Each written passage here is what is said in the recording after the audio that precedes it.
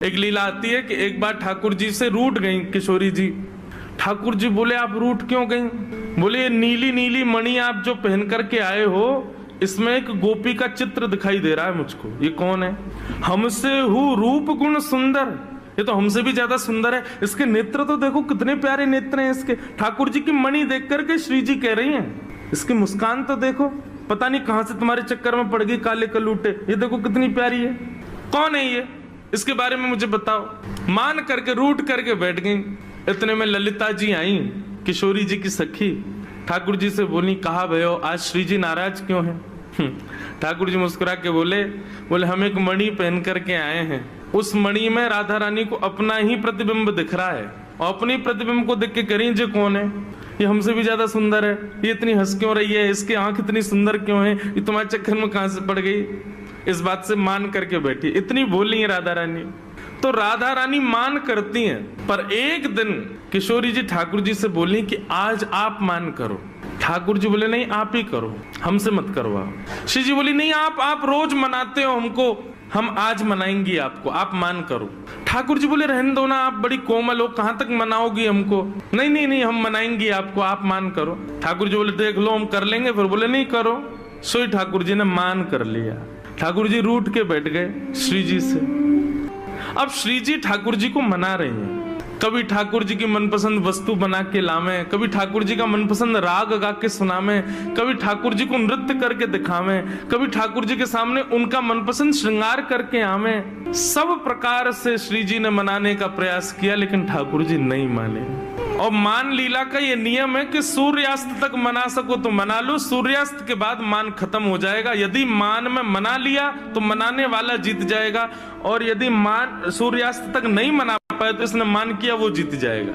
कैसा प्रेम है। सूर्यास्त हो गया महाराज, सूर्यास्त होके श्री जी आके बगल में बैठ गए। बोले ठीक है हम हार गए, अब मान छोड़ दो। लेकिन ठाकुर जी बिना कुछ बोले मान में ही चले गए।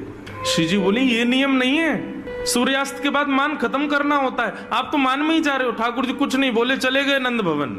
श्री जी को रात भर नींद नहीं आई। बोले कि ऐसा कैसा मान किया कि रात में बात भी नहीं करके गए। दूसरे दिन फिर ठाकुर जी गौचारण के लिए आए। श्री जी आई, ठाकुर जी अब भी मान में ही बैठे थे। श्री जी बोली देखो ये बहुत ज्यादा हो रहा है, आप कल से मान करके बैठो, रात में बात भी नहीं करके गए और अभी भी मान कर रहे हो।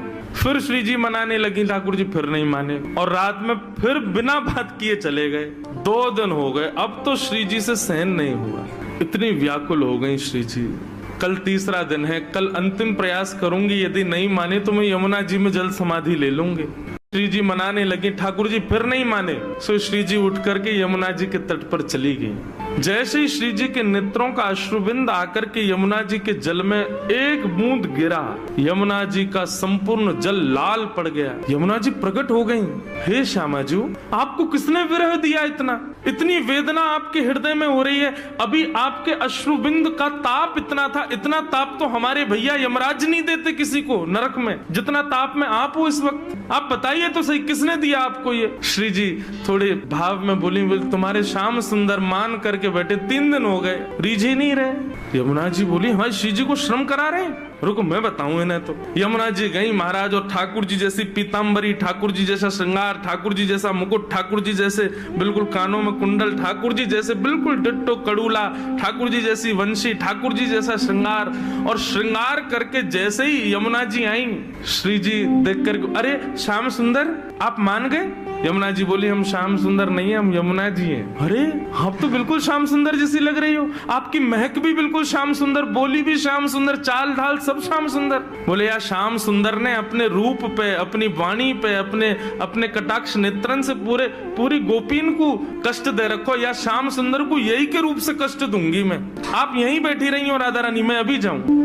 और यमुना जी श्याम सुंदर को रूप धारण करके बिल्कुल वैसी बाकी चाल, वैसी अदा, वैसे ही सब, जैसे ठाकुर जी चलते हैं, जैसे ठाकुर जी बैठते हैं, बिल्कुल वही अदा श्री यमुना जी जा रही हैं। ठाकुर जी मान करके बैठे हैं। सोई बगल से यमुना जी निकलने लगी। नूपुरों की आवाज जैसे छमछम आई तो ठाकुर जी बोले ये तो हमारे नूपुरन की आवाज है, हम तो यहीं बैठे हैं, ये आवाज कहां से आ रही है? और जैसे ही ठाकुर जी ने पीछे देखा, श्याम सुंदर विचरण कर रहे हैं। ठाकुर जी बोले जे कौन है? ठाकुर जी कहे ओ भैया कौन हो भैया तुम? यमुना जी बोली हम श्याम सुंदर। ठाकुर जी बोले श्याम श्याम सुंदर तो हम हैं। बोले तुम नकली भेलू पियाओ, असली हम हैं। बोले ऐसे कैसे, तुम पे वंशी बजानी आवे? देखो मैं वंशी बजा के दिखाऊं। ठाकुर जी ने वंशी बजाई, उससे बढ़िया यमुना जी ने बजा दी। बोले मेरे पास काली कमली, तुम्हारे पास है? यमुना जी ने अपनी काली कमली दिखा दी। सब प्रकार से ठाकुर जी अपनी वस्तु दिखावें और यमुना जी उसको प्रस्तुत करें। बोले अब कैसे सिद्ध हो कि असली श्याम सुंदर कौन है? यमुना जी बोली मैं एक टेर बजाऊंगो, यदि मेरी टेर सुन के राधा रानी बगल में आके खड़ी है गई तो समझो वही असली श्याम सुंदर, जाके बगल में किशोरी जी आके खड़ी हूँ। अब ठाकुर जी बोले हम तो मान करके बैठे, हमारे बगल में तो आएंगी नहीं, वो इन्हीं के बगल में आएंगी। जैसे ही टेर बजाई श्री जी आने लगी, ठाकुर जी दौड़ करके गए श्री जी के चरणों में। आप मैं असली श्याम सुंदर, मेरे बगल में, मैं कभी मान नहीं करूंगा, आज के बाद आप मेरे बगल में बैठ जाओ, एक बार सिद्ध कर दो। श्री जी बोली कौन कौन कहां से आ जाते हैं नकली नकली लोग, असली श्याम सुंदर तो वो। श्री जी गई और श्री यमुना जी के बगल में जाके खड़ी हो गई। अब तो सब गोपियां उन्हीं के चंवर डुरावे, उन्हीं पे इत्र छिड़कावे, उन्हीं पे गुलाब जल अर्पित करें, सिंहासन पे उन्हीं को बैठावे, उन्हीं को भोग लगावे और दूर करे श्याम सुंदर रो में। बोले मैं हूँ असली श्याम सुंदर, जे कहां से नकली आ गए हो? जैसे ही श्याम सुंदर